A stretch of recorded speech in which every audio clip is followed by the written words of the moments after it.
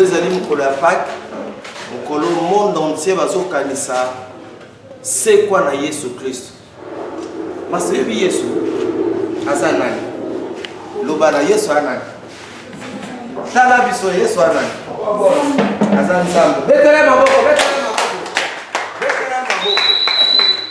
voilà lelo eza mokolo monene mokolo monde entier mokili mobimba tozokanisa c'est quoi ya mwana nzambe bato mosusu bakufa na bango bakenda libela mesa ilombe mobali moko akufa asala nini asekwa azali na bomoi est-ce que obetela maboko te papa na bino ye azala na Luxembourg na mboka bapaya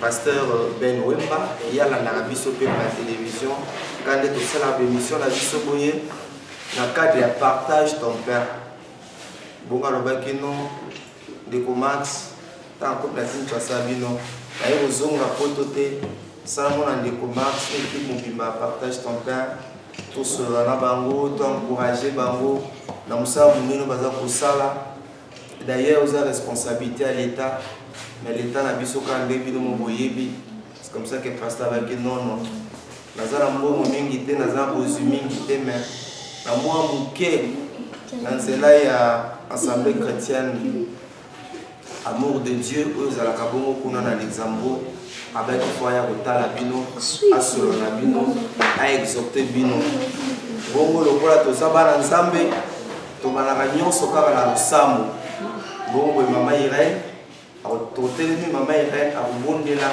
kotika cérémonie ya bongo na nzambe avant topesa mama Tant pis à circonstance. Merci pour la journée lelo.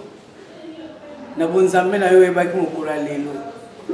Kolo topeso merci pour la grâce en faveur de l'école bavina biso.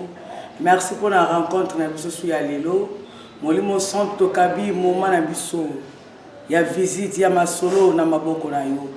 Bible zolo basa le Saint-Esprit nous ne pouvons rien faire. Avec toi nous ferons des espoirs. Nous allons poso kamba biso ebandeli na biso ya masolo pe kino suka zala na biso assister biso kombo na onde zala renier katni sika oyo na kombo na Yesu Masia nde oyo ya mboto oyo kailoba na nzambe na sepelaki na moko ya bakambi ya ndako oyo ya biso pe boya bara biso po ezali mbala liboso te oyo oza ata 5e fois sur combien de fois oyo toya kotala bino pona kotikela bino mingi bilamba basapatu ke biloko kolia oyo bandeko komite malamu apoto batindaka na nzala na partage ton père maintenant ka bandi wazola na biso papa yo zali moko bakambi awa papa na biso. Merci pour la maloba. Vraiment d'abord na toni bino botoni na mai bomemeli biso lokola libonza to sepeli pote ezali temps pascal vraiment ezopesa biso esengo po bolingo ezala kaka ya minene te eza bajik te batramawe te to nini te me oyo nyonso ndeko akoya nango abonzeli yo elingi kolakisa te ke aza na bolingo envers yo tokopesa pasta vraiment merci na ndenge akanisi biso lelo bon centre na biso nakanisi ndenge pasta alobi ebandi na bane 82 mais ezala okende par étape biso toza loboko mpenza oyo esalaka bato bayeba kolamba mwa elubu mpo lobi bato bayeba kobute yango malamu donc centre na biso eza vraiment pépinière oyo esalaka hors père mobimba efonctionne parce que chaque mbula toyamba un certain nombre ya bana mais bana yango bautaka wapi tozwaka bana bauti na balabala tozwaka bana tribunal pour enfants epesaka biso tozwaka bana oyo basango to baniango baya kotikela biso toyamba mpe bana oyo tolobaka les hommes de bonne volonté na bamikanda likolo oyo esengi ke toyamba bana alors soki bana bakomi awa esengeli bakota bayingama na kati ya baaktivité na biso. Me baaktivité na biso yango eza nini? Ya liboso ezali alphabétisation na remise à niveau. Okuna tomoni ke bana ebele bayebi kotanga te, bayebi kokoma te, bayebi mpe kokalkile te. Po bakosa bango na bakalkile ebele na mwa misala basala bayebasa na balabala. Alors activité ya yango wana ya mibale oyo tokobenga yango psychosocial. Na kati toza na baentretien, toza na baconsultation psychologique, toza na baécoute. Kuna mpe bapsychologue bazosalisa biso parce que bana ebele bazalaki maltraité, frustré. Bamosusu awa baza na kati ya bana tozwi baza bamalade mental, épileptique, bato anémie SS baza, mais nyonso wana batie bango na liboke moko tolobi enfant du sorcier. En réalité na kati mpe ya bamalade toza na baenfant énurétique asubaka balogopède ayeba oloba te basourd-muet toza na bango awa.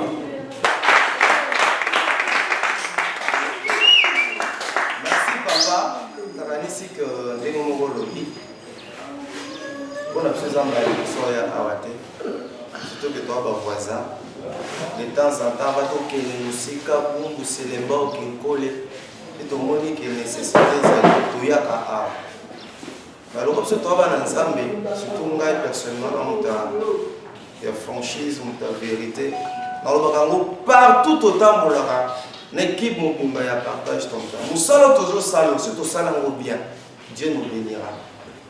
Musalo to salo, si to ziango lokola business corps, biso me fait toza bloqué. Mais si to salo que non le tinga na bana. Moi nanga oza 3 ans. Si on a que na tongo il faut aller ye, basukola ye, na bébé na salon ba coiffer tout de la même manière que je fais pour mes enfants wana. Si tu veux transposer réalité dans la bana, oyo, Dieu nous bénira papa na. Très important. Nazolo bango na pas na bino mais bato tout bolanda biso l'image. Tozi ngolu, ma mère na yebi. Dans une année pour partager ton père pasteur bandara nango d'une manière informelle. Zamba pas mon dans un reportage, OK bo salisi, mutakabela ki beaucoup d'une manière informelle. Toi qui au kata yango ba moyen za limité. Mais non, il faut zonger la vision. C'est ça le débat. Dans mon pasteur Roger, pasteur a pu laisser, c'est quelle idée géniale. Il m'a c'est quelqu'un qui me chicotait pour la zongi sarana nzela pour tout ça la musala oyata. Et dans une année, total plus de 50 dont to yebi Kinshasa maman orphelina. Total moli bipai na bamba yebi. Aizamba musoto ya tena. Toyamba libélé awa baketch basapato bilamba. Mais quand je vois ces enfants comme papa non pas qu'on a bien noté pour que on l'a vu à travers le monde l'image non qui m'a par exemple quand la moi la peau il vient mon fils ah mutakala moi na zakanga na photo na kati orphelinat moi na za bolumbu a mutakala et ça interpellation pour la bino zo na biso à travers le monde. Moi, naza bolumbu. Et ce que tu même bana mi baza ma papa te baza bilata la tata bilamba mbindo salité. Comment bana boza santa bien. Bilamba mbindo so pousa le pepe mbeni oyo kama solo. Tala basuki na bango. Ngaza suki belé na moto mais suki na nga propre. Hein? Mais tala suki na bango. Donc papa na biso sito mon fils. Donc avant tout bimon on va trouver solution pour la mona boy. Vous comprenez papa nangai. Donc musalo aussi to sali yango bien Dieu nous bénira. Soki to sali yango malamu bike nga mwana nga tongo basukola kaye lipa kingani et na meme moi papa na oyo. Ça papa moi. Non on va passer quand je vois des enfants comme ça au tambola bisenga senga boye boye. Non on va passer. Nebi koza mukumba mune. Ça je reconnais. Nabi koza suba financement te. Nabi koza centre mon cause est abandonné. Pasteur Moussa les a menés. C'est la responsabilité de l'église, biso église. Jésus nous a amené un évangile holistique, évangile intégral, corps, esprit et âme. C'est ça l'évangélisation, évangile yesoya, évangile holistique. C'est-à-dire qu'on forme Moutou dans son entièreté, dans son intégralité, pour que Moutou soit la utile dans la société. Bande bozo na biso bipai na bipai. Moussa les amoureux. Le nom est pasteur Ben Wemba. Il y a Assemblée chrétienne Amour de Dieu, il y a Luxembourg. Peut-être la frère Max Nadere. Mais le nom Amouni Yemoko, comme disent les Kinois, Mersou na Mersou. Amouni Yango comme ça. Amouni Yango, phare à phare dans le langage d'Akin. Amouni Yango boy. Tala Rozonga, et vous qui ne saurez pas, peut-être on a qu'on suspecté. Tout ce que, faisant un bateau ensemble, par la grâce de Dieu, sans intérêt. Il y a un rapport au Sunga, vous hésitez. Bandeko ya Assemblée chrétienne a Dieu d'amour, amour de Dieu, excusez-moi, Zamba Pambola Bino. Kokabeza rapona ebelete, parce que moi ça kokaba, faut qu'on ait papa l'obité, même à titre symbolique. Dieu voit l'acte, les gestes. Ça c'est un geste d'amour. Papa fouti billet d'avion, Azam Bokilo Nakin, Azam Basemeki Nakin, Azam habité. Là mes mamans contribution nanga pour nous sunga. Et dans des bana poto comme qui me côté na mboka. Et puis vous voyez belé micro oyo. Bon visiter partage ton temps. Nous avons pas mon labino. Pasteur, Topé, une fois de plus, merci. L'équipe m'a accompagné. Nous sommes bénis, nous sommes flattés dans le geste d'amour. J'ose croire que nous allons embarrasser le côté.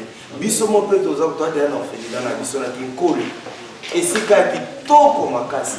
Mais le gros pour nous, quand nous allons il y a garanti que tout bâtissement mbongo etikalaki tous ba kiti ba mesa et puis mbala moko musala ya erosa parmi les orphelinats oyo au côté talibana kane bana so za na manda oyeba te que moi na za na kati orphelinat. C'est la vision que nous voulons donner. Orphelinat partage ton père aux ango koti oyo que poso mema mwana poso kanga na mwana photo poso lia na mwana po beauté excellence ndenge ba rozala. Et puis, encadrement dans la scène, alors pasteur, tu peux se faire pendant 5 minutes, côté à Bissou, côté à Bana Oyo, bon, on a un titre symbolique, hein, papa na Bissou, comme ils appellent mon collab, on peut s'appeler l'impact Oyo, Bolia Onesengo, pour que centre Oyo est ressuscité, vie à Bana Oyo à la ressuscité, vie à Bana Oyo à la transformer.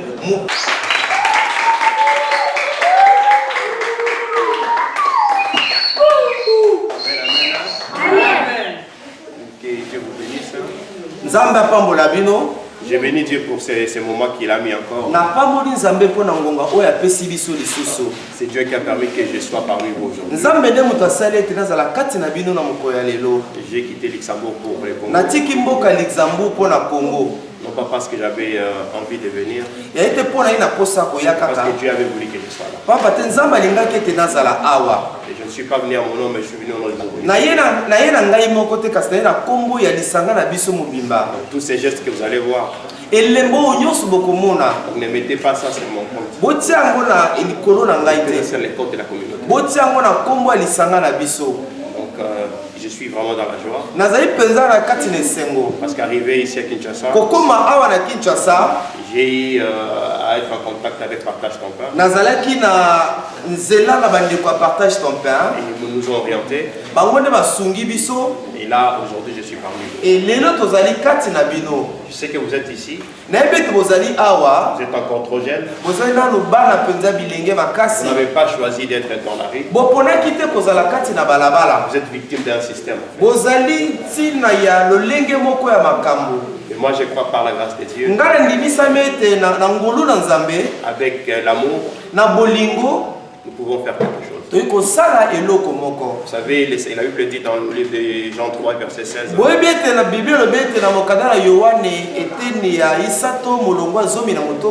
Seigneur a tant aimé le monde. Et pardon, Dieu a tant aimé le monde. Vous savez, l'amour nous pousse à donner. Bolingo pusaka biso na kopesa. L'amour nous pousse à assister. Bolingo etindika biso na kosalisa. L'amour nous pousse à être là quand les autres ont besoin de nous. Bolingo etindika biso kozala wana ta basusu bazali na posa. Parce que l'amour marche avec la compassion. Bolingo ekendaka na avec la compassion. Bolingo ekendaka na mawa motema mawa. Parce que sans la compassion on ne peut pas donner. Soki motema mawa ezali te kopesa pe kozala te. Sans la compassion on ne peut pas assister les autres. Soki motema mawa ezali te ezali mo pasi penda pona kosunga baninga. Moi ça me fait mal de voir les enfants de sans vêtements, sans chaussures, vivre dans des conditions pas correctes. Il y a vraiment un problème. Et moi je vais seulement vous demander une chose. Vous avez des encadreurs ici. Je vous demanderai d'écouter surtout les conseils de vos encadreurs. Parce que des fois on veut vous encadrer, mais vous préférez être encadré à l'extérieur.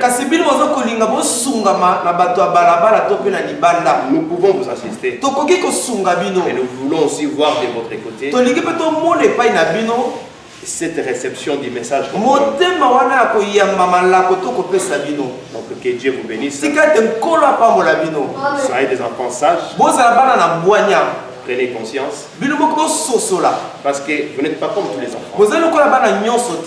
Vous êtes abandonnés, rejetés, mais vous avez la grâce. Vous avez des personnes qui sont là pour vous. Donc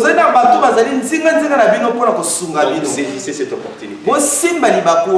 Et je pense que par la grâce de Dieu, Dieu va restaurer vos vies. Surtout en cette période pascale. Parce que c'est une nouvelle vie qui va commencer. Un nouveau souffle, un nouveau vent puisse impacter vos vies. Que Dieu vous bénisse. Merci.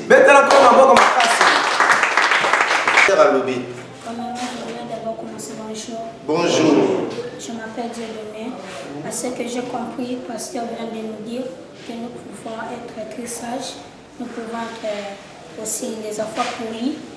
Pour tout ce qu'on nous dira ici, on fait en sorte de la vie. Parce que si nous écoutons les encadreurs envoyant beaucoup de messages par-ci par-là pour qu'on vienne de nous aider. C'est pour cela, de ce que j'ai fermé, c'est ça que j'ai dit. Ah, bravo!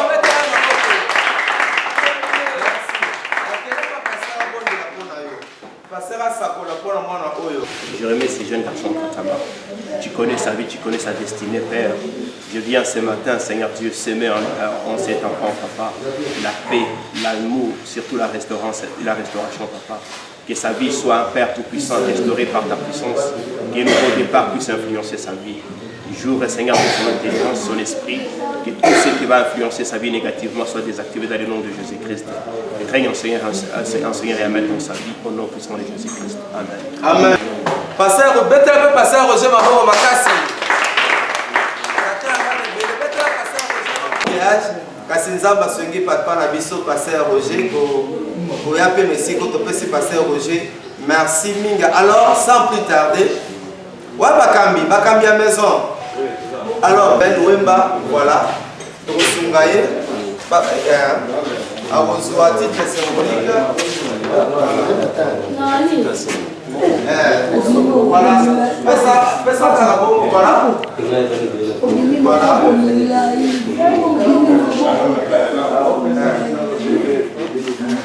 Ok.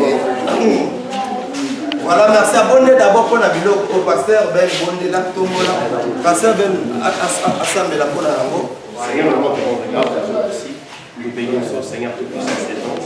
Nous l'ont sanctifié par le sang de Jésus. Que ces dons contribuent, Père, à l'apaisement de cet esprit. L'osso Oyope, voilà, merci pasteur. C'est mon fait que les personnes à Kina, c'est mon surtout ce monde à jaune Oya. Il a bien appris. On est à moi, c'est mon à jaune. Et tu as moi 7. Voilà, ok. Pasteur Roger, tu comme la souka, à moins que vous en avez liloba. Tu comme la souka, moi liloba. Visite Nabiso à l'élo, pas à Nabiso. Surtout de remercier Nabiso Luxembourg, on va représenter la pasteur Ben. Vraiment, Nzambe apambola bino. Bino moko boza ba témoin ya comment on a vu à bana oyo ezala mbala sokate. Donc Assemblée chrétienne Amour de Dieu de Luxembourg. Le bobo sana bano le sous-sauté. Donc prochainement vous êtes sûr mingi ko le rapport Nzambe afuta bino mingi. Donc to remercier bino na assistance na bino. Partage ton pain. Y compris na bana na biso to la capitaine so mo nyoso Nzambe vraiment apambola bino yazo servir. Betana kala kimia. Pasteur apambola bino. Père, nous venons te rendre grâce parce que tu es fidèle. Je remets ces enfants entre ta main. Tu as un encadreur comme toi, Seigneur Dieu, sur cette terre des hommes, il n'y en a pas. Tu es le seul Dieu qui pourra garder, Seigneur Tout-Puissant, et surtout réécrire l'histoire de ces enfants. Je remets ces enfants entre ta main. Que ta puissance, que ton esprit puisse orienter leur vie, Seigneur Dieu. Qu'un nouveau départ puisse influencer leur vie, surtout en cette période pascale, au nom puissant de Jésus-Christ. Amen. Amen.